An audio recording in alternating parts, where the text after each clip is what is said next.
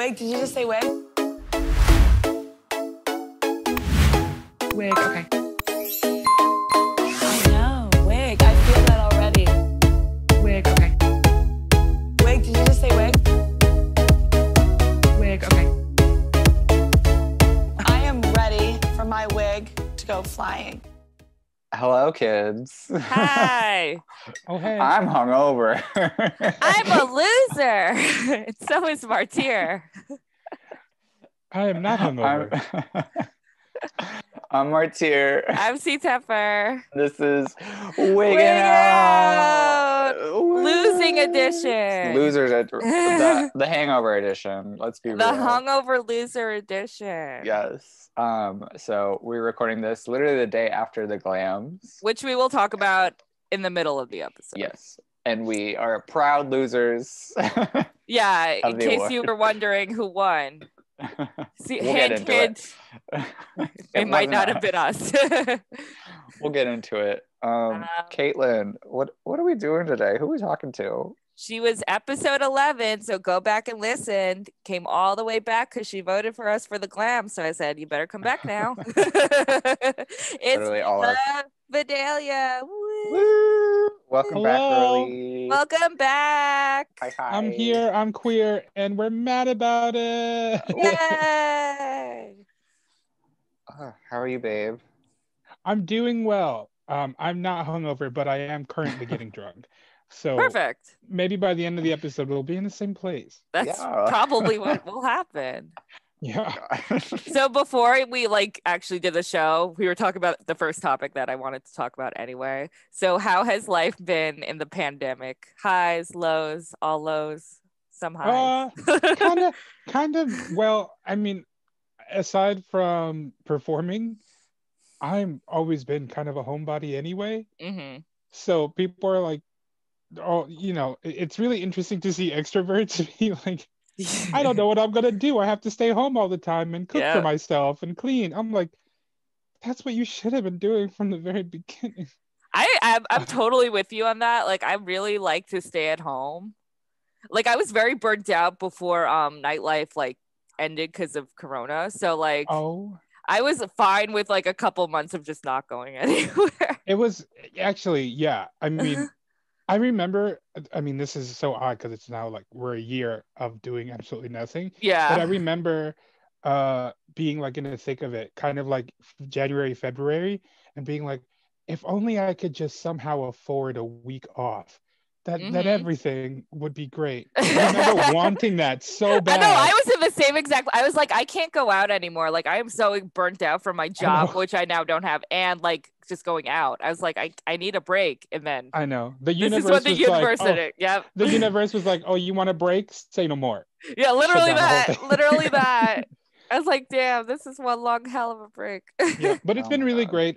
Recently, in the past 2 months, I've had this sudden burst of creativity. So I've been sewing a lot, and I've been doing hair a lot, and I released a single. Ooh, I didn't know that. Thing. Yeah. You can tell us about it. Recording artist. Yeah. Yes, bitch. This is a much looser episode than when we did your episode, so feel free to rant and rave. Shamelessly promote. Yeah. I didn't put any because I didn't know you did that, so feel free to promote. Yeah. Okay, well, I released a single recently. That is my latest venture. I'm going back to my music roots. What's it called? And it was the single is called "Being Here with You." Okay. It is going to be a part of an album that's going to be coming out later this year. Ooh. That's exciting. Yeah. And you know what? Quarantine has kind of taught me all the things that I can do from the comfort of my own living room. Mm-hmm. Recording's a little tricky because you need things to be really quiet and you need noise canceling stuff. Yep. But we don't know about that here. Yeah. I live next You to hear the train, everything. so. Yeah, you hear everything in our podcast. But yeah, I used a few of those unemployment COVID dollars to buy me some soundproofing foam, and I got myself a OK mic and some recording software, and I set up in my living room, and I was in there for 8 hours, and I'm like, I'm gonna make music now. Yeah. And then I made music now. I love it. People are so creative in quarantine. I'm glad you're doing that. And you have a background in music? I do. I have a very useless master's degree in classical voice performance. Oh, wow. I didn't know that. It's definitely useless, but I guess not right now. Oh, yeah. Yeah, that wasn't the best business plan. Like, you know what I'm going to do for the rest of my life? Study in depth the dying art of opera. Yeah. Yep. You, Jasmine Rice, and Monet. I was going to say, I know a lot of people that did that, surprisingly. Yeah. And it seemed like such a good idea at the time. Are you a tenor? What's your vocal range? Well, in college, in my school, there weren't very many men. I was also a man at the time, but, which we'll get into. there weren't very many lower voice ranges, I should.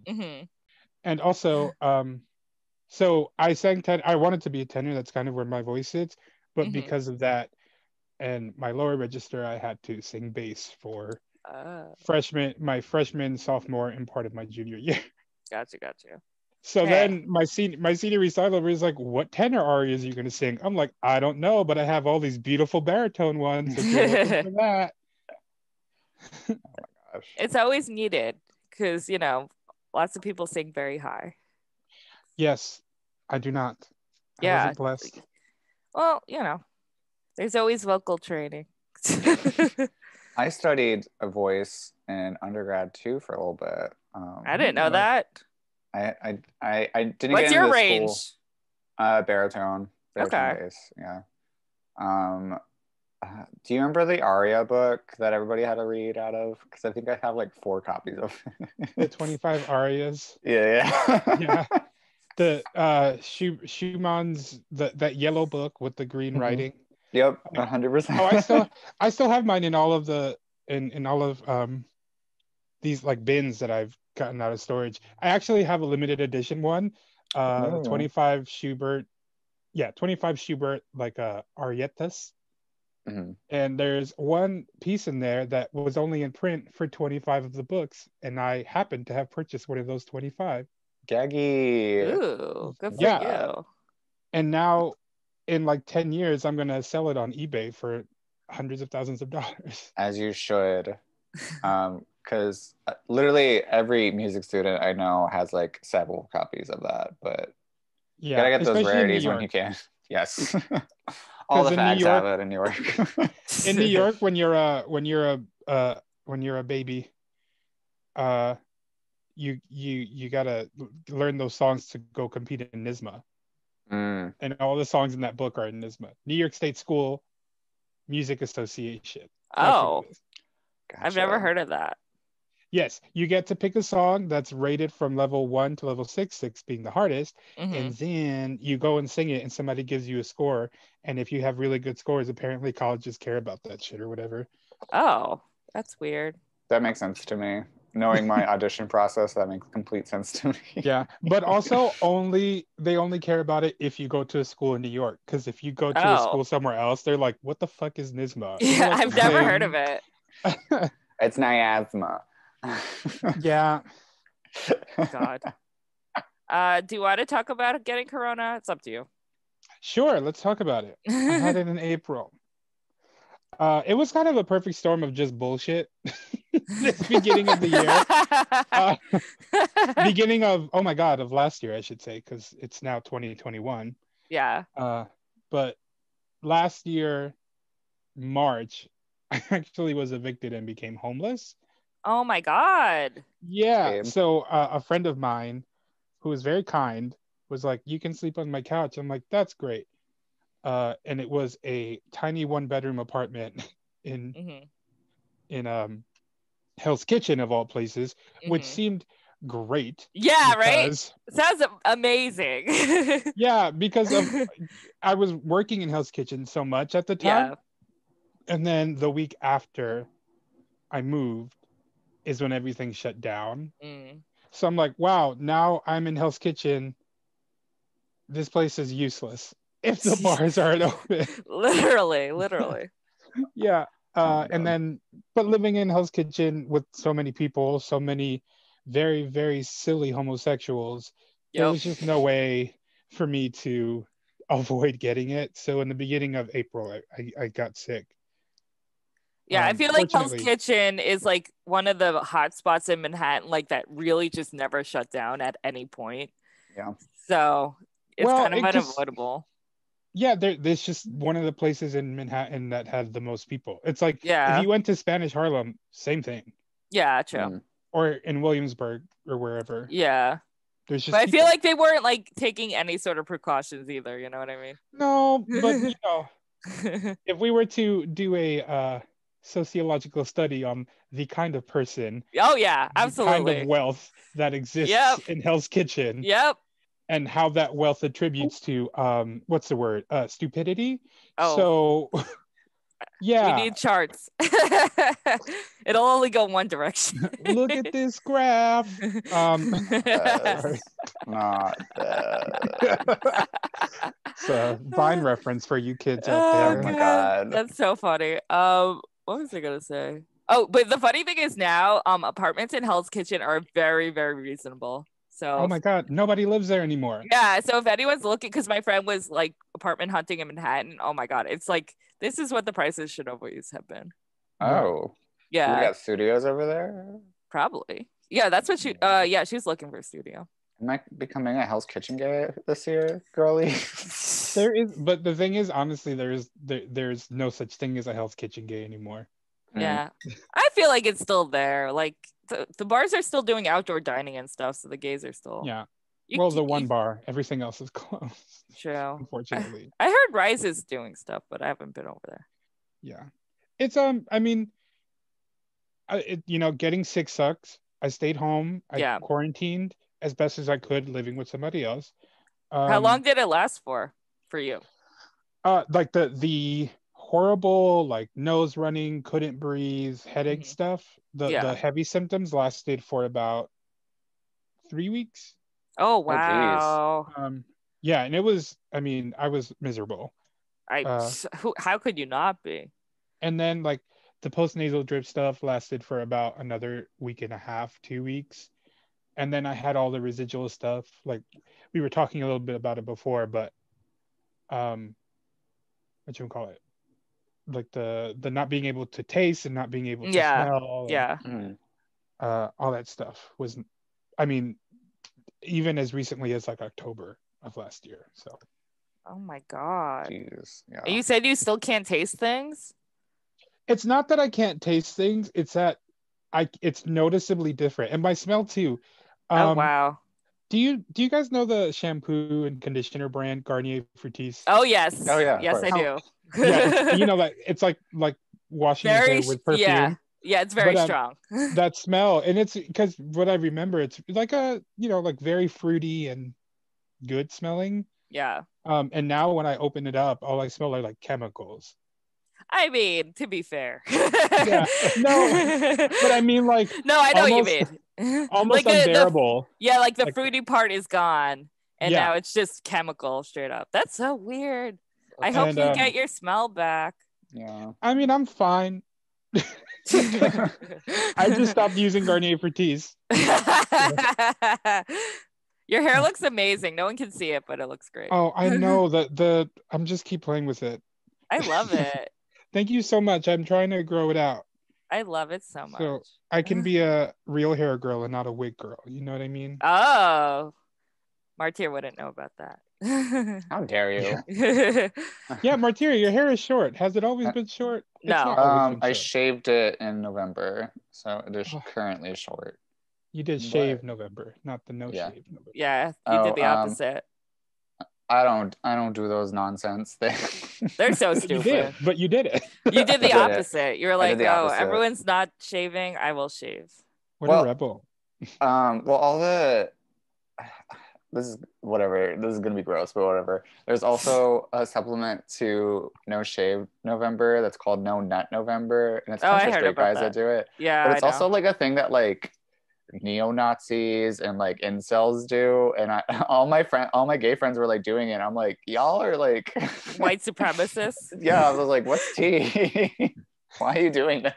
Jesus Christ. Yeah. What is it going to prove? Like, who are you proving to anyone? What about you not nutting in November is going to help anybody but your Instagram feed? True. Oh God. It's true. You know what I mean? Like fucking come. Like stop it. Or you know what? For every day that you don't come, donate to charity. Yeah, like, I would be down for that one. Well, that's like, what No Shave November is for. No, I know that's what that's for. Can you imagine? Like, I'm gonna do the world the disservice of taking my dick off the market. Like, get over yourself. Gag. Aggie. Oh my God. Gag. Yeah. No, those people with penises need to calm down sometimes. Man. Yeah. People who nut. Anyways, just in general. People who nut. Yeah, for real. I'm now no nut for nobody. No one nut. Yeah. You're just single. Same. Yeah. I'm a no nut, but like out of not choice. Wait, that's not That's okay. It's pandemic times. I feel like people are too hard on themselves. Yeah. Like, who are you dating, you know? I mean, a lot of people are dating probably and handing out Corona here and there, but I don't know. Corona for you. Yeah, dating in quarantine seems, well, trying to find someone new in quarantine seems very difficult. Because if you were dating someone before, then whatever. Yeah. But yeah, have y'all tried to do? Look at me, I'm asking the question. No, this is kind of an open form. This episode is just like a free flow episode. So, have y'all tried? Have you been on the dating apps and stuff? Well, Caitlin lives. Yeah, I live with my boyfriend, so as cat jumps on me. But I have friends who like straight women who have been like dating, and like the guys do not care that it's Corona times. Like they still want to do it. The gays don't either. Yeah, the gays don't either. So I think men have stayed the same during the pandemic. My favorite new thing to see on like Grindr or whatever is how people used to say like tested, HIV tested, whatever, has now become like COVID tested. Or they'll say like their vaccine, like they'll show their vaccine cards as like their profile picture. Yeah. Are you serious? Yes. Do they 100%. really do that? Yes, oh 100%. my God, that is so. I would purposely stay away from that type of person. Well, it's also like, I mean, I don't believe these people. Like, what? Whatever. People be fucking.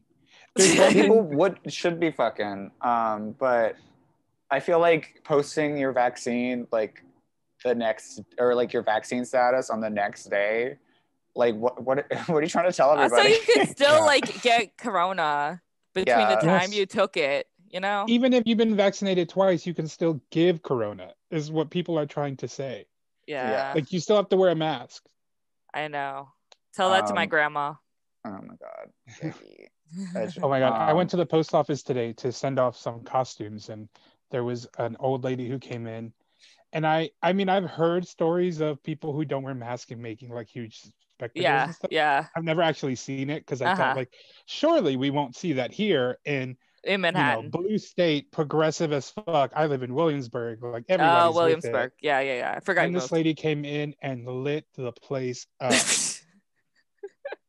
She's like, this is against my constitutional rights. I'm like, you could take you and your constitutional rights and get the fuck up out of here. Yeah, seriously. Well, Staten Island's been pretty bad. That's why all the cases are up there. I'm sure Long Island's bad too, because I know you're from Long Island. Yeah, I'm sure my parents are in Long Island. Well, they live in Texas now, but my parents, when I was visiting, I visited them once during quarantine. Oh, in Texas? No, here. Here. Okay. I went to Long Island to visit them after quarantining for 2 weeks and doing all the things. Yeah. We trust it was wild. Yep. Because it was like nothing had changed. Yep. I took my mom grocery shopping, which is why I went to Long Island so I can buy them some food. Yeah. And like, you would think in the place where they're selling food, mask regulations would be enforced the most, and it was just like a free for all. Yep. People do not care. Yeah, unfortunately, for some people, they're not going to care until it affects them. Oh, yeah. And even then, I feel like they're still in denial sometimes. Yeah. Science isn't real. It is a lie. It is a lie. We'll talk about that a little later with all the politics. But so after our episode with you aired, you came out as trans-femme. Congratulations! Yeah, thanks. That's huge. It was huge. It was huge to announce it. Well, that's not true. It was huge.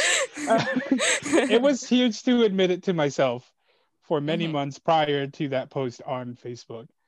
But yeah, like telling everybody was kind of like whatever. How do you feel now that you're out and open? Not very much different. I don't think being out. Okay, because I'm a drag queen, right? And most people that are in my life now have met me through that. So there were a lot of people who were already using she, her pronouns for me, and who kind of, I mean, right now I'm actually fully bearded, but which will be gone by today, by the way. But like, and a lot of the people who were really, really close to me already knew that I had been taking the hormones and the testosterone blockers. So it wasn't that big of a deal because I had already been living my life that way. That's how it should be. I mean, very fortunate that my life is very rooted in queer culture and queer community. And I mean, especially here in Williamsburg, like someone being trans is like, cool, great, you're trans. Yeah, it's definitely very accepted, I feel like. And I feel like there's a lot of trans people in Williamsburg to begin with. Oh, yeah, for sure. Yeah. There's actually a trans right across the street from me, like I'm on the 3rd floor of my apartment, and across the street there's a 3rd floor apartment that has a trans flag up. Oh, wow. Yeah, in their window. And I actually put mine up too. So like, oh, hey. That's amazing. I see you. Aww. But yeah, I came out, it was, you know, at that point I had been on hormone therapy for, on the day of the post, that was like already 3 months. Okay. And now, oh my gosh, now we're going on more than a year. So that's cool. Have you experienced like big changes taking hormones? Yes. Well, I mean, so like there's, you know, my cheeks are a little bit fuller. My waist has gotten smaller, which you think would be great, except that your hips get bigger. So now that's correct. So I'm like, oh sweet. Oh wait, no, actually stop. Yeah, and what else? Like my penis is pretty much a hood ornament at this point, so that's fun. Good for you. Yeah, it's just a really, you know, really nice accessory. And what else? And my nipples hurt all the time. Like not even a little bit of the time. Like I was putting on my jacket today to leave the house, and the zipper grazed my nipple, and I yelped in pain, man.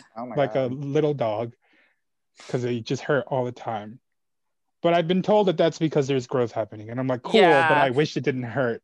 It sounds like when women go through puberty, like cis women. Yeah.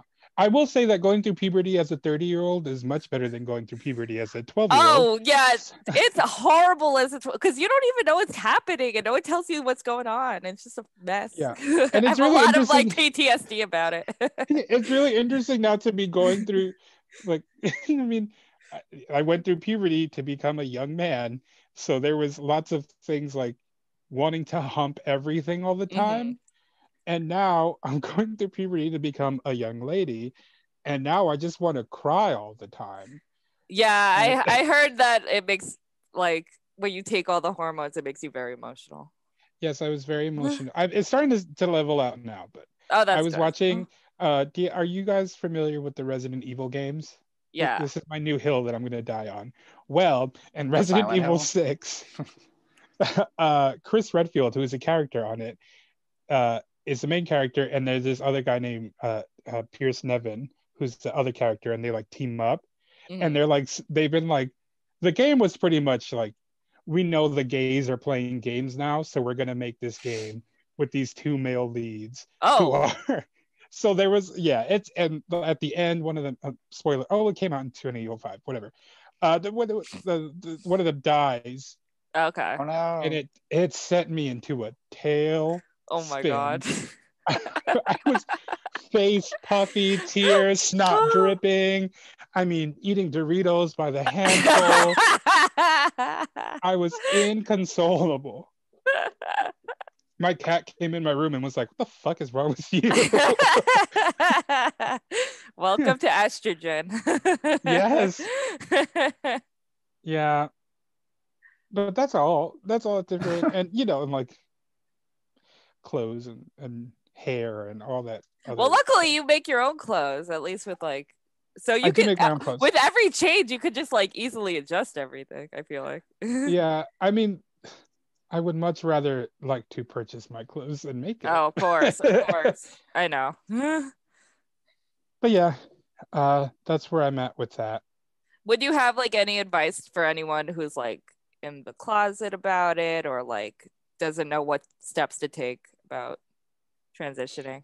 Sure. Well, one thing that I wish somebody would have told me was to not factor in other people's reactions into your decision. Mm-hmm. So if you want to start transitioning, you don't have to let anybody know about it. Oh, absolutely. Yeah. I mean, outside of yourself, really, you can go to a doctor, you can ask about it, and you can start transitioning. Mm-hmm. This is a medical transition, I mean. Yeah. Because I think one of the biggest things that held me back from having started earlier, even though I knew I wanted to and I was feeling this way for so long, was, well, what are my friends going to think? And how am I going to start living my life? And everyone's going to expect me to be a girl overnight. And none of that is true. Yeah. There are people who take estrogen who still call themselves men. Yeah. Just my advice to people who are thinking of coming out the closet is just really ask yourself what you want to come out of the closet for. And if it is for somebody else, then don't do it. Mm-hmm. You should come out of the closet when you're ready, if you want to, and for you. Yeah. And I know someone who's going through the process right now, and I would recommend reaching out to Planned Parenthood, because a lot of times there's a lot of different doctors who will like put a stop to, like, they'll make you jump through hoops basically to try to transition if you want to like medically transition. And Planned Parenthood seems to not have as many, like, they don't seem to have like really any like obstacles for you to get to where you need to go. Yeah, and I think it's important for people to know, just on the legal side of things, that there is no legal reason to put a roadblock on anyone to receive hormone replacement or hormone, any kind of hormone therapy. There is no legal reason to not do that. I mean, with surgeries and stuff, obviously there are legal reasons behind that. But if you ask a doctor if you can start estrogen or testosterone, and there's no medical reason as to why you shouldn't, they legally are obligated to help you through that process. That's really important. I didn't even know that one. So yes, so if your doctor says no, why? And it seems like just because he doesn't want to, or she doesn't want to, then you can report that person to the board. That's important. And find another doctor. Yeah, please find another doctor. But yeah, there's so many incompetent doctors out there. Yeah. I've been very fortunate that I went to Ryan Chelsea Health Center in Hell's Kitchen, and my doctor is very queer, and was like, "Okay, sure, you want to start today?" And I'm like, "Yes, please." And I just wow, pick up my prescription on that day. Oh wow, oh, that's great. That's amazing. I'm glad it was a smooth transition as far as like all in that medical sense. Yeah, it was a smooth transition into my transition. As I transition into our break. Yes, I think on that note, we should take a little break, kids. We'll be right back, and we're going to talk about the GLAMS. The GLAMS. We're talking about the GLAMS, and we might talk about some inauguration things too. Yes. Cute. Okay, we'll be right back. We'll be right back. Bye. Bye. Wig, okay. I know, Wig. I feel that already. Wig, okay. Wig, did you just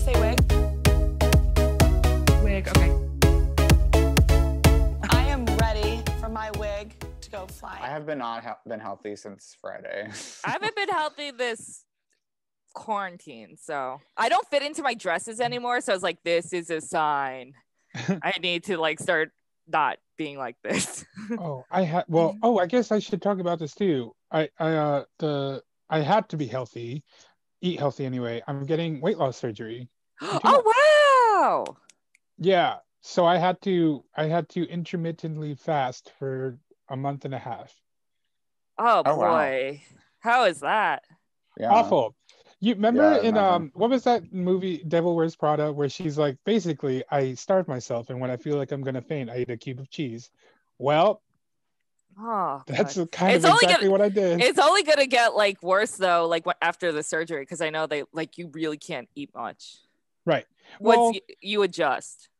Yeah, because you don't want to eat, or rather, it's not that you don't want to eat because you know the desire is still there, but you can't eat as much and you're hungry less. So that's the thing. Yeah, no. We'll just leave that in. We'll just start from there for podcast.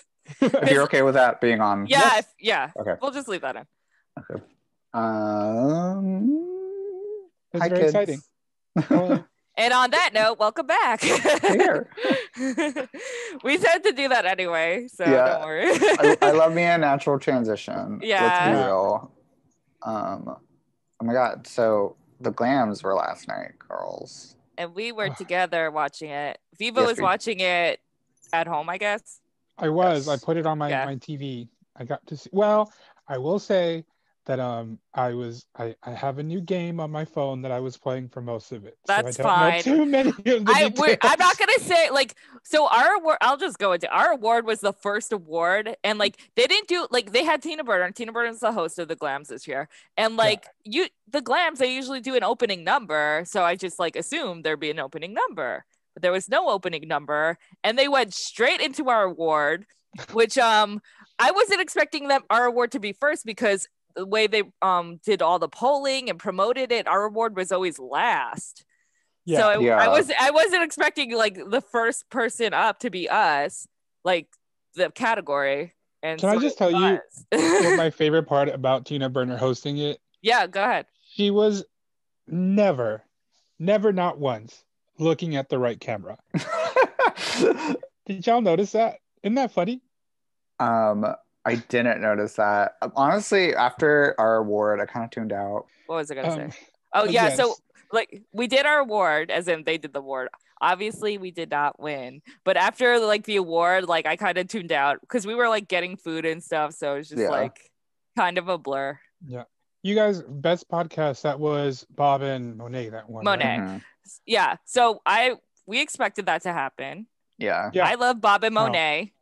Like Bob was like my introduction to New York City drag. Like I'm very fine with losing to her, and Monet is a good Judy of mine, so I'm very happy for them.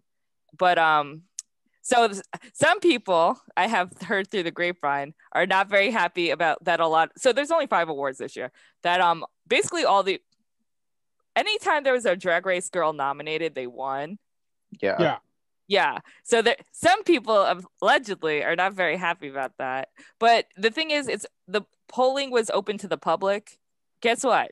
People are going to vote for Drag Race people. Like, they're well known. People know, like, sibling rivalry, I listen to them. Like, if I didn't know all the other ones, like, I'm going to vote for them.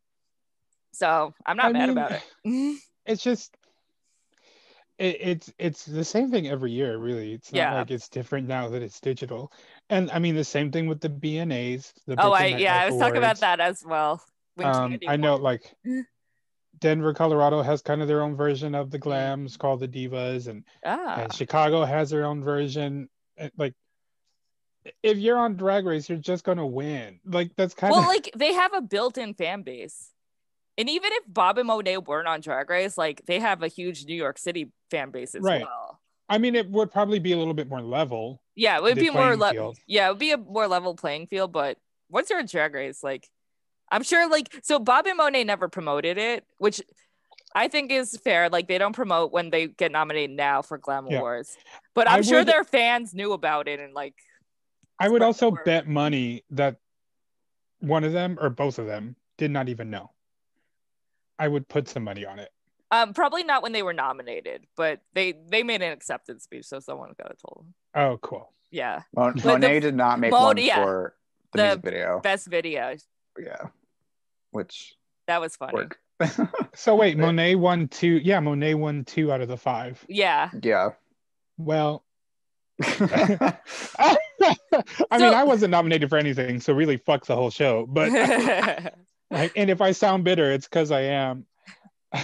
Well, we were hanging out with people who had been nominated before and lost before in our viewing party. Yeah, we were in company. I felt like very honored to be hanging out with people who also had lost, because I have a lot of respect for them as like what they do. 3-time Glammy Award loser myself. Oh, what categories?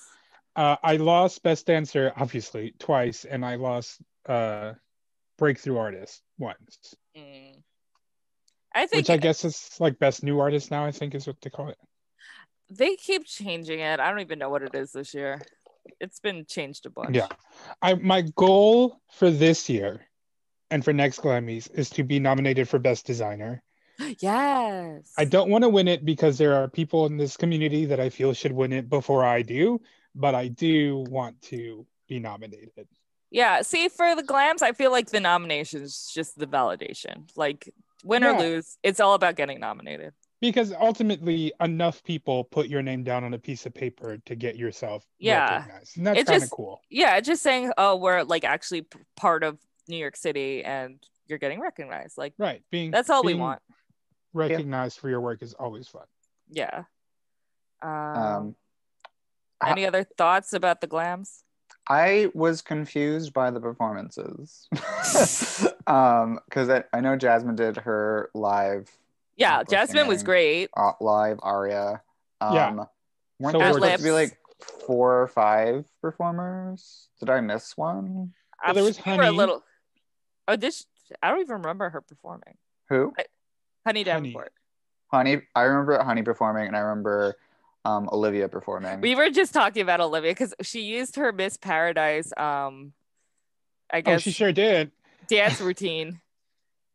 It was I think that was the Miss Paradise footage. No, yeah, it was. I saw her. Honey did her video montage. Boudoir did her gypsy mix. Gypsy, I remember Gypsy. Yeah, Boudoir was good. Yeah, which like obviously she's fucking incredible. Yeah. And I think they only had 4 performers. I think only 4 were scheduled. Yeah, because I remember there was a bunch of people on the poster, and I feel like I didn't see half of them. Yeah, some people on the poster were not in the show, and I don't know why, so I have to ask why. Oh, I thought because they put like presenters on the poster too, right? Yeah, but not everyone who was on it was in the show. So, and this everything for the GLAMs was pre-recorded. So yeah. Oh, you mean someone's using someone's image to promote their show that they won't be at? What? That's never happened in New York City. Never in New York City. Oh my god. Overall, I thought it was kind of fun to watch. It kind of reminded me of the GLAM Awards because, you know, people like to come on and just talk and talk and talk. I was like, wow, I really feel like I'm at the GLAMs right now. Like, this feels correct. Especially for the in memoriam stuff, I liked a lot. I thought that was cool. But the Living Legend stuff, I was like, okay, wrap it up, girls. People just kept talking and talking for it. But that's the GLAM Awards. That's what happens. Like, there's like 35 awards, and then like once people get up there, this is their moment, girl. Like, they just take their damn time. It's too much. But I gotta tell you, my favorite parts of the GLAMs, the past 3 years that I've been, it's always like, I'm excited to do my makeup. I'm excited to have somewhere to wear a gown to. And I'm excited to see all the other gowns that I made for other people. None of my favorite part about the GLAMs was ever this show. So I miss when Bob and like Bianca used to host, and like when Bob used to perform, because it was always really good performances. Yeah, and funny. And they were And so we'll see what happens next year. We'll see if there is GLAMs next year, as far as like, are they doing digital? I think they'll keep the podcast category. I hope. I hope so. Yeah. We'll win it 1 year, kids. We'll win it 1 year. Well, Bob and Monet can't be competing that year. Then maybe we'll win. Yeah. Well, I mean, didn't they institute that rule that once you win one of the awards once, you can't win again? Really? I didn't hear that. Yeah. That's not true because Vicky won 2 years in a row. I think the BNAs do that. Oh. Well, I know they did that for like best designer. Because it was one of the newest categories. Yeah, the people who won can't win again. I thought Florence won twice in a row. Did she win? No, she won once. Who won the first year? The guy on Project Runway. What's his name? I forget. I know who Christian Siriano. No, I'm kidding. No, Mondo? Was it Mondo? Was it? Whatever. I know it wasn't Florence because we left pissed. And it was, I was Florence at the time, and it was hysterical. Okay. I remember with Florence, she won. We went to the BNAs because she was nominated for Best Designer. And Florence is a 6'8" person. She's very tall, very noticeable, even in a room full of drag queens. And I remember they announced the category and she lost. And she turned around, and I think everybody saw her coming, so they just like parted the audience, and we all just like laughed it up. God, that was so funny. People were like, "Oh, she mad," and she was mad. Those were the good days. Just to close out the GLAMs, I just want to say thank you to anyone who's voted. We had a lot of people like voting for us and spreading the word, and like I'm really, really appreciative. People really went above and beyond than what I expected. I was like, just vote one time and like leave it at that, but like people really spread the word and like told people to vote for us. So I am very, very appreciative. I voted for you guys. Here. Yay! People kept telling us that they voted for us, and I was like, why? And it wasn't just like they voted. They're like, oh, I got my entire family to vote. Oh, I got like the entire city to vote, like stuff like that, like, you know, outside of New York. So I'm just like, what the hell? Yeah. So well, I was like, well, I'm gonna vote for somebody whose show I've been on. Yeah, of course. That just makes the most sense to me. Well, I also voted similar. Like I helped with Untitled show a tiny bit, not really much, but like, you know, you're always going to end up aligning yourself with like things you've done and people you've seen. Absolutely. Yeah. So we had another big life event last week. We did the whole inauguration, kids. We're under new administration. Joe. We did it, Joe. We did it. We did it. We did it. Did anyone watch? Yeah, I watched. I watched the inauguration. Yeah. I fell asleep because we have a new cat, and I was up all night with the cat, so I missed it. I was coming home. I was doing the walk of shame, and then literally got home and put the TV on to watch the inauguration. And come on, OnlyFans content, you better. And I was all the Gaga memes, like, so everybody's like freaking out about the Bernie memes, and I love those too. But like the Gaga memes where they're like so funny. The Star Wars, like she's a Star Wars character and blowing up Chromatica. I was losing my fucking mind at that. So okay, unpopular opinion. Okay. This might get me canceled. You're canceled. Continue. But I will end the call. Damn. I did not understand the dress. I didn't get Gaga's dress? Oh, okay. I didn't understand it. I liked it.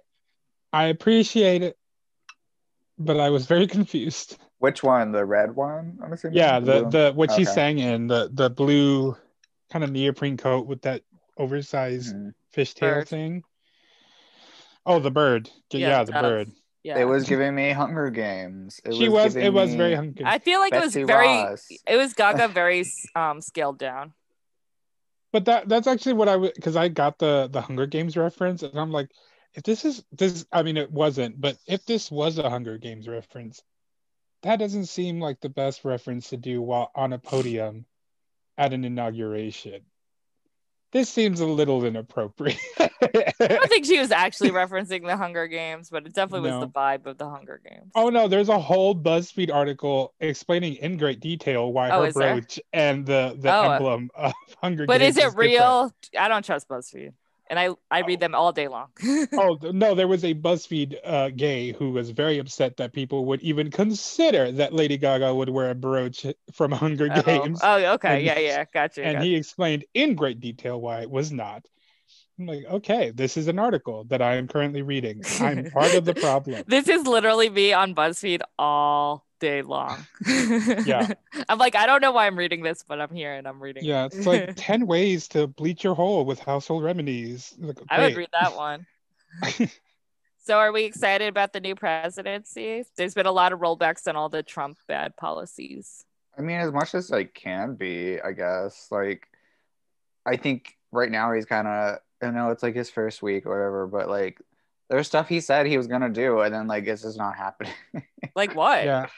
Like the $2,000 checks and well, that's not him. You have to get the Congress and Senate, everybody. Senate. Yeah, but they haven't made it a priority at all. They're focusing on the Trump. Well, I would like to get Trump impeached because yeah, no, he is impeached. He's facing trial. Yeah, all of it. That definitely should be priority, but yeah, I agree. Also, we need money. I think what I'm really excited that Trump is gone. I think most people, well, actually, a lot of people are not, but I am very excited that he is gone. We know that. However, based on history, we know that the first year, sometimes even the first two, by any new president is awful because they're trying to kind of terraform the country from the shit that was left before. Oh yeah. Mm-hmm. It's kind of why, I mean, I love Obama. That first year was rough. Mm-hmm. Because he had to kind of pick up a lot of stuff. Oh yeah, like totally reverse the economy. Yeah, and also, I mean, when Trump became president, his first year was actually, in terms of like economics, pretty good because Obama set him up. Yep. And then he fucked everything up. So Biden, I mean, how do you even begin? Like, could you imagine? I know. And the thing is, so much of what's wrong with the country is out of the president's hands. Yep. It really was just like, essentially, all of the powers that be were leaning towards the right for so long. Yeah. And the court system is now even more conservative and Republican than it ever was, which is scary. Now he's pretty much, well, I will say that Supreme Court being that conservative was scary when the Senate and the House were conservative also. Yeah, now it's not as big of a problem, but that lady is still ridiculous. Well, I'm hoping they'll add more judges so it's just more even. Pack 'em. I don't think any of them should be political appointments at all, but that's another. I don't think any of them should be serving until they die. Agreed. I agree on that. Absolutely. Like, my grandma was senile when she was 60. So there's some senators who they said they're like mentally, I think they have like dementia or like they're just not mentally stable and there's still serving. A lot of senators that are currently taking Alzheimer's medication. Yeah. So yeah, and you know what? And let me take that back because I don't want to seem ageist because I do believe that people of older age can kind of be with it, but we can't begin to believe that older people are the driving force of socio change in the country. Hell no. It's always been a crazy 20-year-old who had some crazy ideas that then become billionaires. Normalcy. Right. Yeah. It's never been a 60-year-old white senator. Nope. Ever. I just love that I saw an article was like, should millennials be in Congress? And it's like also millennials are like the right like age, like between like 25 and 35. So like who else should be in Congress? Yeah, I would like to see the alternative apparently because they want these old people in Congress. Well, it's always been older people there. Yeah, since our founding fathers. There's this weird thing that people do when they get old, die. So eventually, millennials are going to be the older people. All that is right. Yeah. So like, should they be in Congress? Well, I don't mean to give away the ending, but spoiler alert, we're gonna have zombies. They will be leading Congress. I know. Can't wait for Corona zombies. Zombies. Not but that's how I feel about Biden. He has a really hard job. Yeah, I wouldn't want to be him. Kamala has an even harder job. Yep. But at least we got the Senate back. We didn't talk about that. We got Georgia senators. That was like it. So usually, I think me and Martyr were talking about this. Martyr and I. Usually, like if the election for the Georgia senators had happened during like election day, normal times, like we wouldn't have gotten the Senate. But it just through extreme circumstances of very racist policies that somehow reversed itself. Yeah. That we actually got the 2 senators. Ooh, I mean, love that for me. Voter suppression actually. For one time. The one time. It's just so interesting seeing like, it's almost like, okay, like when the storm on the Capitol happened and then all those people thought that they could just get on a plane and go home after. And I remember somebody tweeting like, imagine the privilege of you literally having a loaded semi-automatic rifle in the nation's Capitol building and then think you're going to catch the 350 back to Kansas. It's true. Like, so, and then guess who instilled the travel ban? Here's a hint. Wasn't the liberals. So it's really funny to see like, you mean you guys are now being held up by an unfair law put into place that we tried to avoid? You mean that law was actually terrible for everyone, not only Muslim people that you were trying to keep out? That's right. Wow. If only somebody would have told you that a year ago. It's just so funny. I agree. Because like we didn't even have to fight them. They literally set up their own weapons. Well, they think they're just like invincible. Yeah. I hope. And I'm speaking specifically about conservative people. Yeah, just some Republicans. I mean, the 2-party system is whack. So like, as long as you're voting for who you need to be voting for and doing it in a wise way, I'm with you. I'm speaking about like radical conservatives. Yeah, the ones who will storm the Capitol. Yes. Don't get me started on conservatism because I'll have a 45-minute video about it later. So your TED Can't Talk, wait to watch. TED Talk. No, it should be a TikTok. Oh my god. No. Oh, speaking of TikTok, I found out there's a conservative version of TikTok called Clapper. And I think I vaguely heard on there. You should. Just troll them. I was talking to my friend and I shouldn't be giving our ideas out, but whatever. That we're gonna like no one's listening.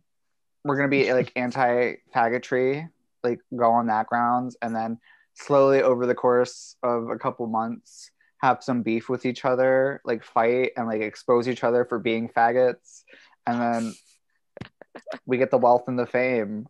I love the setup. I love the drama. I love that I'm sure you're going to meet other faggots who are on that website. Absolutely. Oh, I'm into that so hard. You better go. I really hope you do that. I just want to troll everybody.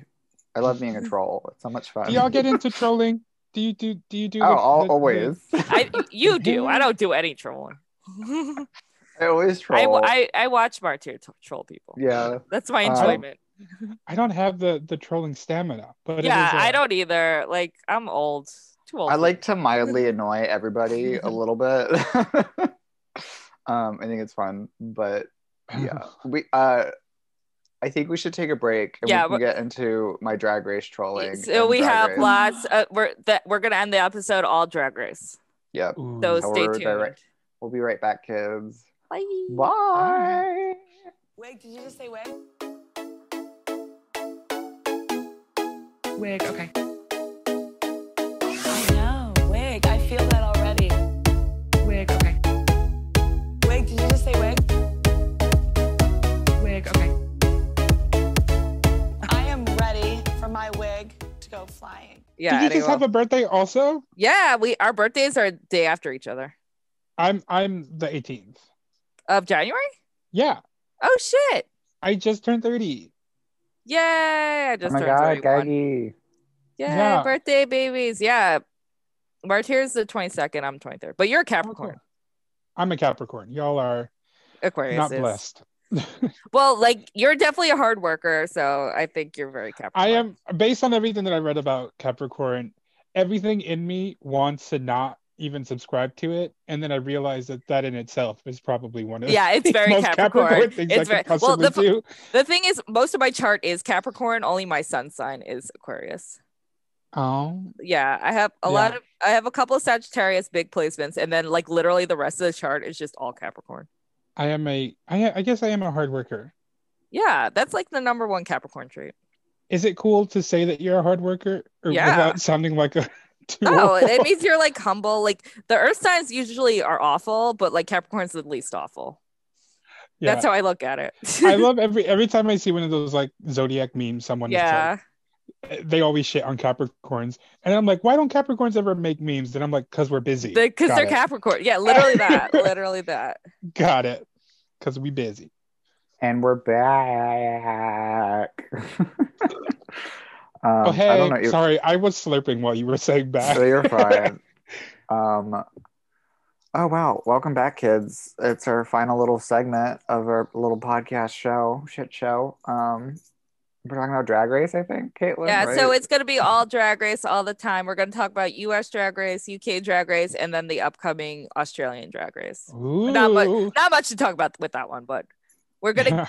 So we haven't talked about Drag Race since before the episode aired, because we only really talk about it in these types of episodes. So we can talk about all our thoughts, all our feelings. I want to start with US first, because obviously we know the queens on it. And me personally, just to start off, like I haven't been very excited about this season, so that's where I am right now. You've not been very excited? I like this season. I've for the US. So I like the queens on the show, but I have not liked any of the episodes. The only thing I've liked in the past, what are we at, 3 episodes already? 4. It'll be 4 by the time this airs, but we haven't seen the 4th episode. FYI. The only thing I've liked so far is just Denali doing lip sync. No, we'll be on the 5th episode. Oh, 5th episode. Yeah, nothing's really stood out to me. Like the contestants are great, but as far as like the actual show goes, I've been very bored with it. This past episode, the Hallmark shows. Yeah. Jesus Christ. It was great. What? No. I thought, okay. See, no. I'm going to confess something right now. Go ahead. God. We forgive you. Love Hallmark movies. So I breathe and smell them before I go to sleep. I love them. Oh my God, if there's a gay Hallmark movie, I am nutting in my pants for it. I love it. With Jonathan Bennett? Oh, there's so much. I actually have them on DVD. There's so many. I didn't know that. I thought there was only one. No, well, I guess not. When I say Hallmark, I mean that kind of like that genre. The Christmas, yeah. The Christmas holiday Hallmark movie. Yeah. Yeah. So this challenge was right up my alley because I love those kinds of movies. And I know that it's all cheese, it's all camp. So I was really happy to see them all kind of be cheesy and campy. See, I don't mind it. It's just their writing is so bad, but like I get it, they're trying to be purposely bad, but it's just boring to me. I don't know. I'm not interested. I got in some Twitter drama, because of course I did, about this past episode, because there's a lot of contention between the contestants and then like RuPaul and Michelle being like, and I guess Ross too, being like, oh, these kids, when like people in their 20s aren't understanding the references from like, oh, you're talking about the reference thing. So me personally, I think if you want to do drag, you should like universal drag, not like niche drag. I'm talking like universal drag. You should be able to understand references. That's just me personally. Like, I think I've absorbed a lot of references through osmosis, because I tell this people all the time. I haven't seen The Wizard of Oz. Like, I've not seen that movie. Which is insane. But can I tell you what fucking happens during the movie? Of course. Yeah, no. I agree. Like, you don't have to have seen everything, but you should have just a basic understanding of references, especially because it was such a huge part of like drag culture specifically throughout time. It's always been like that. What I will say in regards to that though is old references only get older, and queens keep getting younger. So what a 19-year-old considers old is 19-year-olds almost derelict. They think like things that 5 years before they were like born is like. Yeah, I said this to my roommate today, and like just thinking about this blew my mind. Did you guys know that the year 1999 was 21 years ago?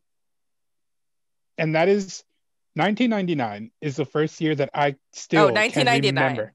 Yeah. I can remember like every single day from year 1999. It's just like my year. Yeah. And it's 21 years ago. Yeah. The 80s, which people seem to love to reference on Drag Race, was 40 years ago. That 1980 is wild. 1980. 1981. Yeah. But I'm just saying, like, so you're like, if you're getting mad at a 21-year-old for like, why didn't you know this reference from 1921? It's a part of drag culture. It ain't a part of her drag culture. I agree. I'm with you on that, but I just feel like I just love pop culture to begin with, and that's part of why I love drag in general. Is just because they make the campy references that only like the queer community would even know about, because like the straight community has already walked past that line a long time ago.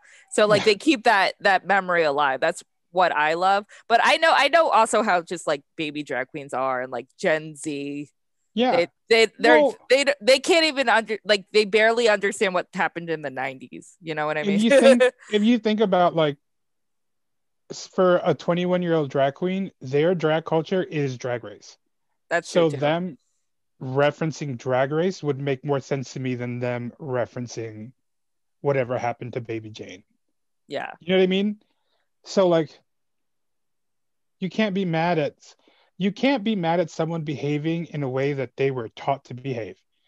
RuPaul on Flight Club Drag, you made this. Yeah. And I think cultural references like that also erase minority groups that like to expect communities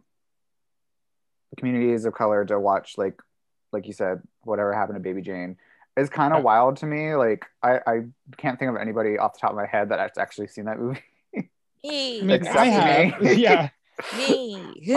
Like I have, but I'm 30. Like, like I don't think that movie's I definitely think great. there's time for like people. Well, my favorite, because so I was at the Queer Teas in LA, and Alyssa and Detox did like because I guess Alyssa did it on the show on Drag Race, but like in person they did like a frame by frame like reenactment of the whole movie, and I was like, all right, it's time. I gotta see this thing already. Yeah. It was so good. It was the funniest thing I've ever seen. I think I did watch it because of the skits on Drag Race, and like that's a good introduction. But to top people to like know it off the top of their head. No, I agree. But I definitely think people can also do research. Yeah. True. Yes. I just don't think. Like the 80s aren't that big of a deal to me. You know what I mean? Yeah. But for a 40-year-old, they are. Well, everything always comes back around too. Like things that things come back. So there's time. I mean, like my drag heroes are not going to be the drag heroes of a person who is younger than me, I think. Yeah, of course. I would say. Oh yeah. What was I gonna say? Does anyone have any favorites to win currently based on the 4 episodes we've watched? Simone. Yeah, I'm 100% Team Simone, and I like Olivia a lot. Those have been my. I like Olivia too. I love Olivia. I got to work with her before, like a little bit in the 2 months that she'd been doing drag before she got paid to go to Drag Race. Literally that, though. She is so beautiful in person, both out of drag and in drag, and also unreasonably and annoyingly nice. It's because she's from Jersey, I guess. Well, she's from not Jersey. She's from somewhere. Oh, she's not from Jersey? Like, she's not, like, born and raised Jersey. Right. Oh, I wonder where she's from. Somewhere in the South, I believe. Oh, that makes so sense. Sweet. And I remember she was so timid about her drag. I dropped off a costume for her, and she, like, didn't want her coworkers to know about it yet. And then, like, cut to a week later, she's on Drag Race. She got the call for Drag Race. That's so funny, though. But that's how green she was. She was like, barely on the scene, and then boom, Drag Race. But she's just so stunningly beautiful and so talented. I love Olivia. I feel like her personality is perfect for television. Yeah. Like, at the end of the day, it's not necessarily like how many years you've been doing drag or like what your talents are. It's, are you good TV? And I think she's great TV. So. Yeah. Oh, I think I've decided 2 years ago that there is no rhyme or reason to how casting works on Drag Race. Oh, no. It doesn't make sense. No. It's just, they're like, honestly, it comes down to, was a casting director feeling a certain kind of way that day? Yeah. Well, I know a lot of it is based on like all the personalities have to fit together in a certain mold. Yeah. And if you don't fit into that cast, even if you're like amazing or whatever, if you don't fit into that specific cast, you're gonna have to wait. Yeah. Well, because the show is written way before anybody's casted the show. So they're looking for the Banji one. They're looking for the comedy queen or the problematic one. Yep. You know, everyone has to fit a role. You think it's, do you really think RuPaul gives a fuck about trans people? No.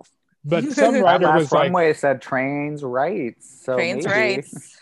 Well, I mean, some writer was like, yeah, this is a season. Yeah. Enough people hate RuPaul. Now we got to win them back. Yeah. Yeah. Literally that, though. Literally that. I think it's like there was so many people that love RuPaul.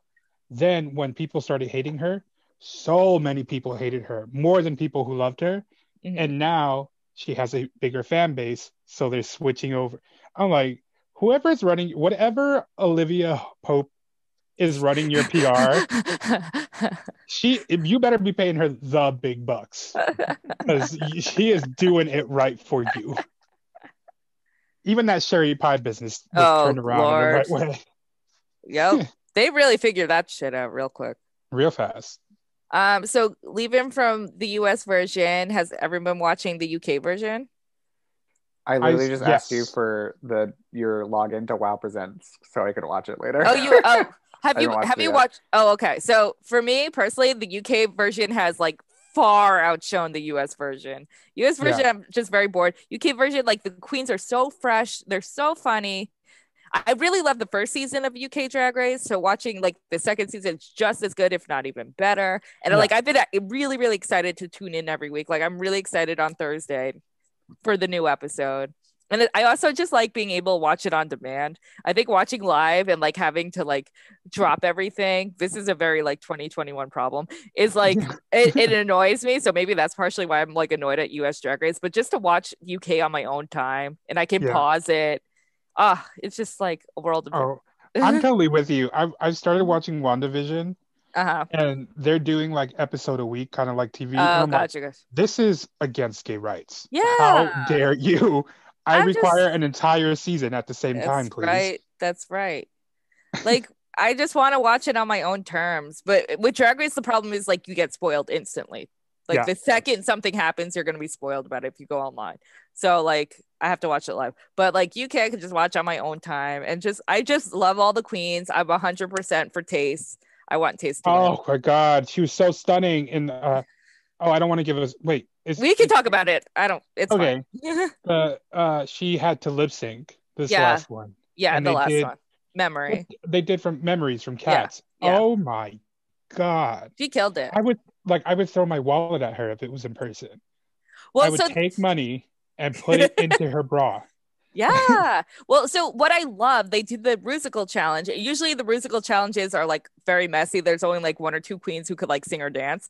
But in the UK, like the arts are very integrated in their education at a very early age. And it's not like just a gay thing. It's just like, oh, you're a person.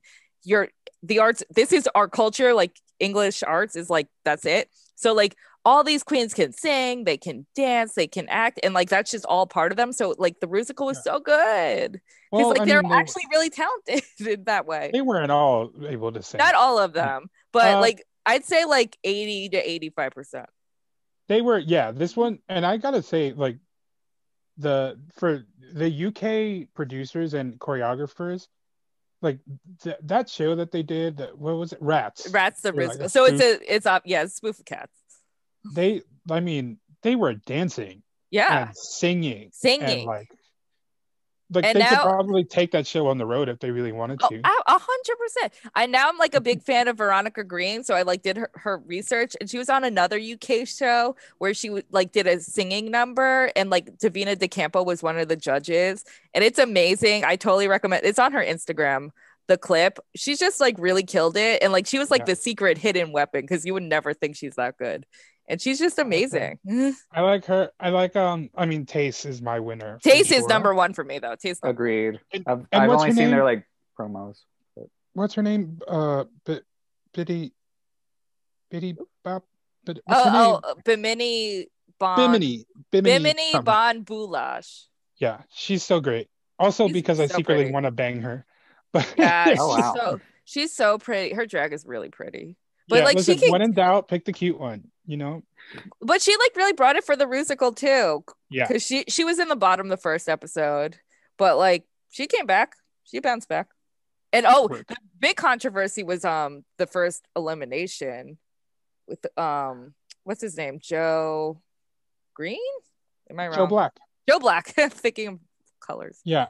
Well, because everyone Joe Black is is like a well-known queen. Like super well-known. I have a friend who lived in the UK and would just stalk all his shows and like base their entire drag persona on Joe Black. Yeah. So like Joe's like very, very beloved, I guess. And no one thought he would go home first. Maybe they'll be back.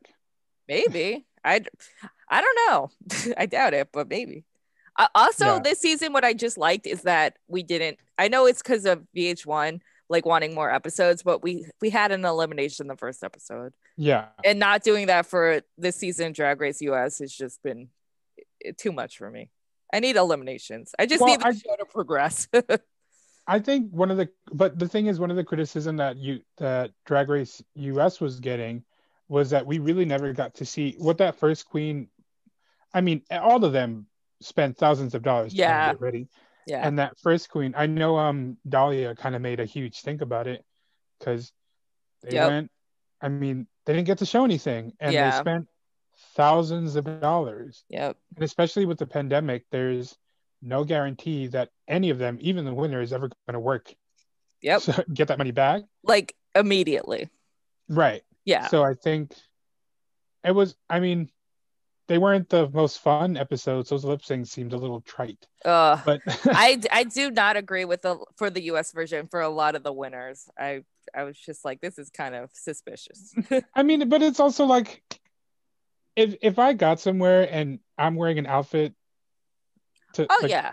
like the outfits, a lot of them weren't meant to perform in. They're meant for an entrance look. A lot of them weren't even meant to be walking in. So yeah, exactly. Like they're literally just so you get the photo for the entrance, and that's it. Right. And they change out because that's the photo that follows you forever until you're dead.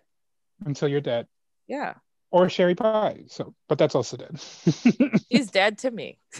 Dead to me. I just to wrap up. And then we'll wrap up the episode. Australian Drag Race has been announced. There's been a lot of drama with Australian Drag Race. So from my insider tea is that they were ready to go like maybe 2 or 3 years ago. They were ready to go. They had a network and then the network didn't want to spend the money on the show. So like it was completely ready to go. And then boom, it just went in purgatory basically. But now they are filming in New Zealand. And it's open to New Zealand residents and Australian residents. And I really am excited. Like Australian drag is like, we have American drag, you have like UK drag, and then you have Australian drag. And those are like, at least in the Western world, those are like the 3 big drag hubs. So I think it's a long time coming. They're one of the few places that don't have Corona restrictions. So they can actually shoot right now, which is insane. And I'm excited. I hope Art Simone is the host. The winner? I hope she's the host. I think she's going to be on the show. I think they're only bringing it there so that they can give her a crown. I agree. I mean, she's fabulous. She has to be in the show, like somehow. Yeah, I think from what I heard was that RuPaul wasn't the reason why the network pulled the plug is because RuPaul decided that she didn't want to be the host. I don't know if RuPaul's actually there. She's gonna be the host for this. Oh, I didn't know that. Okay. Yeah, her and Michelle Visage are both doing it, and I think it's because the network was like, "Nah, fuck y'all. If you're not doing it, it's not happening." I also think because of Corona, they don't know what's gonna happen with the UK and the US as far as like because LA is still a mess. UK is a mess right now, so they're like, "Oh, we know we can actually go to this country and like shoot it, and we'll have something in the can." I'm excited for it. I'm so excited. I really hope. Well, I didn't realize how diverse Australian drag has gotten. So I know they won't, but I hope they do bring some diversity on.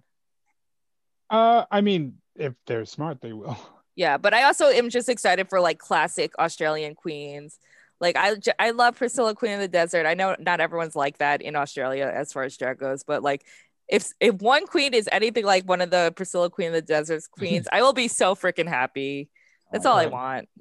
Just untucked with a oh my god.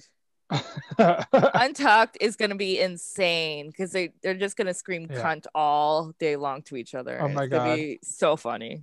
I like American Drag Race on Untucked so far. It's pretty much just been like, watch this girl cry and also watch Candy Muse hate everyone. Literally, that's all Untucked is. But for me, that's always just what New York nightlife has been because I've always spent so much time with Candy. So like Candy's just being herself, and I'm like, I love it. Yeah, she's great. Martyr, are you alive? Yeah. Yeah. Yeah, I don't know. The international versions of Drag Race I kind of watch and kind of don't watch. Like I watched Canada, and then I watched Canada was good.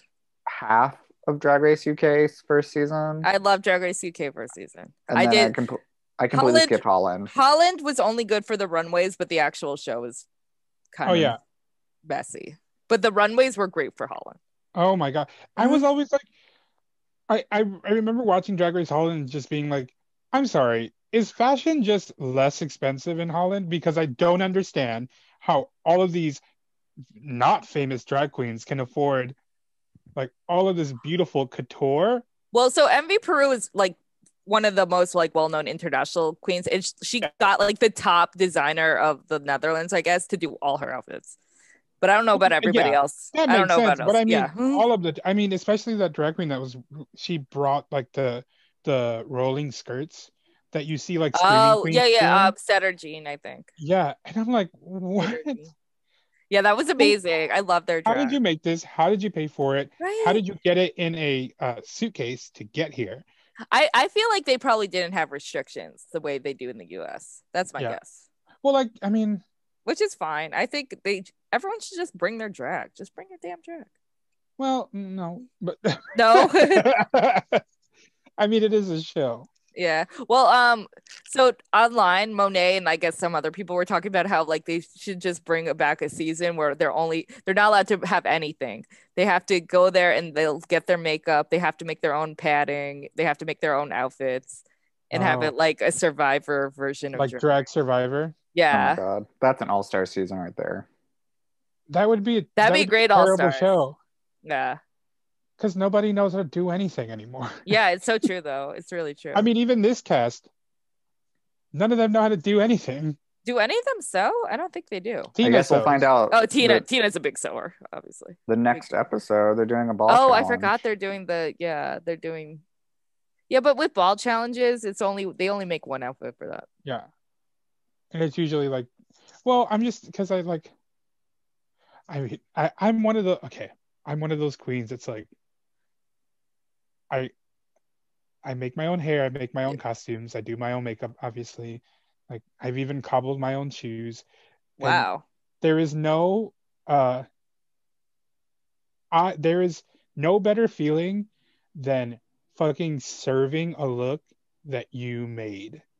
So I don't think all drag queens are required to know how to do all those things, but I just wish that they did so that they could feel that feeling. Mm-hmm. Because it's so good. Well, the original Drag Race season 1 was supposed to they were all supposed to bring their own designers with them, and then they changed it last minute, being like, "Oh, you need to sew." So I mean, I guess it was always in their heads, the producers of Drag Race. Yeah, because Drag Race is literally just Project Runway and America's Next Top Model, a spoof of both of those things, and then it just turned into both those things, mainly Top Model. Mainly Top Model. Yeah, so.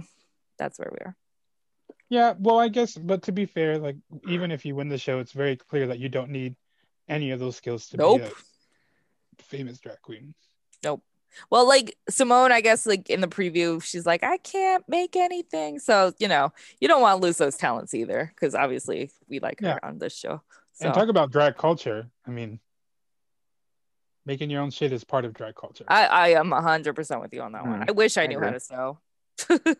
But not even just sewing, like doing wigs, doing your makeup. But like make look, you know. Making a look is a part of drag culture. Serving it. Oh, 100%.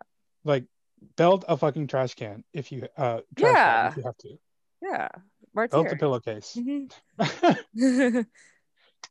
It makes me think of Avanti Garbage. Is that her full name? Avant Garbage. Avant Garbage. My rock bar sissy. Yeah. That's her couture. She always has a bump on her head. And I'm here for it. And she makes shit out of plastic bags and she did a CVS receipt dress. It was awesome. I liked it. Gag. Yeah. All of her wigs are made out of yarn too. Oh, cool. I didn't know that. Because they look like mops. Yeah. Well, it's like, mop material. Okay, kids. And on that note, to wrap it up, I think we're definitely good on time. I think it's definitely we're here to go. I know. I'm ready to nap. Definitely. This audio capture is gonna take forever to send to you. That's fine. It's fine. Girly, where can the kids find you on the internet? Well, you can find me on Instagram and Facebook at Viva Vidalia. And you can also stream my new single, Being Here With You, on all major music platforms. Yeah. Oh my God, that's really cute. So glad you have stuff to promote. Search out Viva Vidalia and look out for my album coming out in 2 weeks. Yay! That's so soon. Yeah, that's really soon. It is I've been working on it for a long time, so it's soon for y'all. For me, it's like fucking get out already. Yeah, it's a baby. Yes. Baby. And it's in my oven. Oh my God. But listen to my music, please. Well, I'm Martyr. I'm C Tipper. And this was Wigging Out. Thank you, Viva, for being on again. Yeah, we love come back next year. Yes. Just every year, come back. I'll do it. I'm down. I'm here for it. Okay. Bye, kids. Bye. Bye.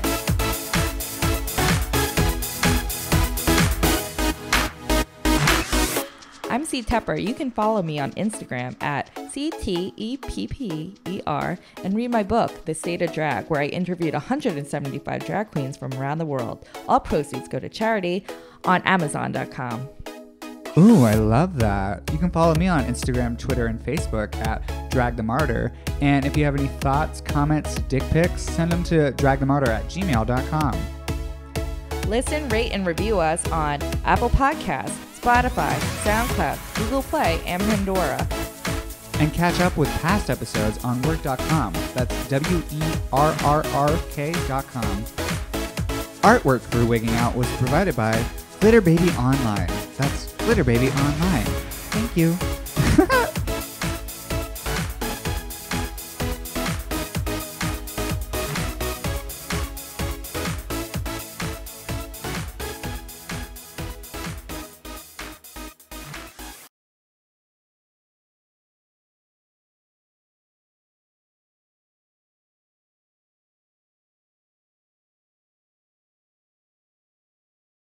You